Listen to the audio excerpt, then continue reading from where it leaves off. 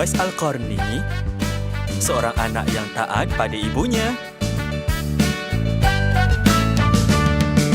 Uwais Al-Qarni sayang ibunya, buat semua yang ibu minta.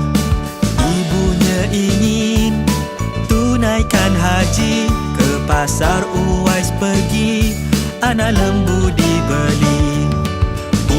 Uwais Al-Qarni, contoh anak yang soleh. Omar dan Hana, Anak soleh-solehah. Kenapa beli anak lembu? pelik kan? Uwais Al-Qarni angkat anak lembunya, turun naik bukit pagi dan senja, mengangkat lembu setiap hari, mengangkat ibu tunaikan haji.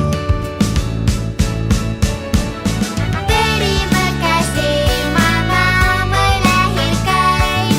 Terima kasih Mama jaga kami. Biarlah kami balas jasa Mama. Biarlah kami pula jaga Mama. Uwais Al-Qarni, Contoh anak yang soleh. Omar dan Hana. Anak soleh-solehah. Terima kasih semua. Tapi Mama nak kena angkat baju, bersihkan rumah.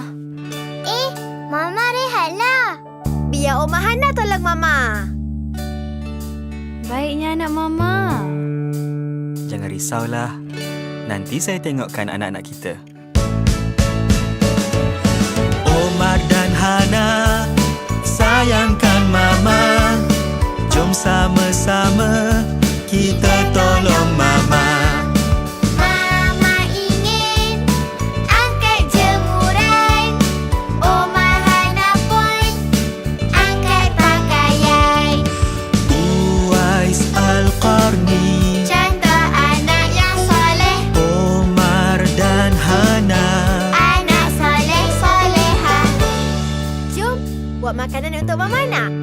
Jom.